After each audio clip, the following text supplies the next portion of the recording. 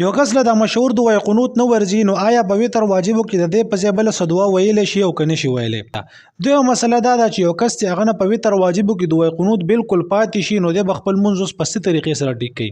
دریمه مسله دا ده چې یو کس چې هغه په وتر واجبو کې نیم دعای قنوت وویلي او نیم ترې پاتې شو آیا د ده لمونځ پوره شو او که نه د لمونځ یې نیمګړی دی. نو را به شو اولې مسلې ده. اوله مسله دا ده چې یو کس چې هغه له د مشهور دعای قنوت نه ورځي اللهم انا نستعینک ونستغفرک ونؤمن بک دا دعای قنوت ورله نه ورځي نو آیا د دې په ځای بله څه دعا ویلی شي او که نه شي ویلی.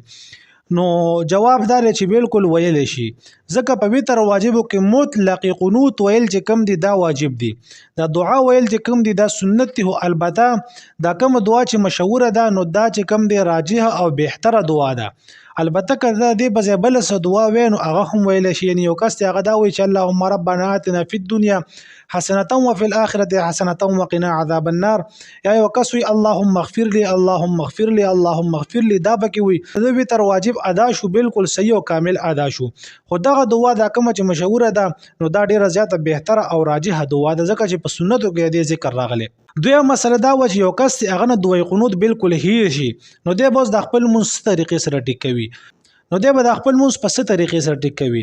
نو دا خبره پیژندل پکار دی چې دعای قنوت دا واجب دي او کله چې واجب د سړي نه هیر شي یا واجب د سړي نه ترک شي یا واجب پرېږدي نو په ده باندې سجده سهو لازمېږي دی او په آخره کې سجده سهو وکړي د ده لمونځ بالکل ټیک ټاک شو کامل شو. دریمه مسله دا وه چې یو کس چې هغه نیم دعای قنوت ویلی یعنی اللهم انا نستعینک ونستغفرک ونؤمن بک ونتوکل علیک ونثني علیک الخیر دغه ځای پورې وویلې او نور ته پاتې شو یا ورله نور نه ورتلو یا چې کم دی هیر ته شو او دې کس چې کم دی دغه لمونځ وکړو نو آیا د ده لمونځ نیمګړی وشو او که نه د ده لمونځ پوره وشو.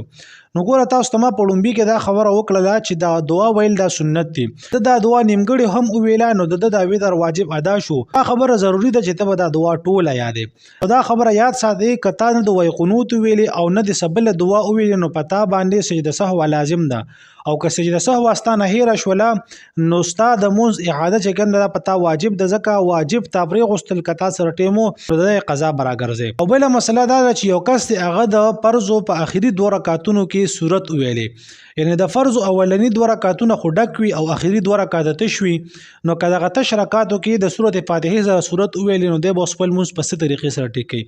نو دا خبره یاد ساتئ چې د فرض آخري 2 رکعتونو کې سورت فاتحه ویل دا چې کوم دی سنت دی.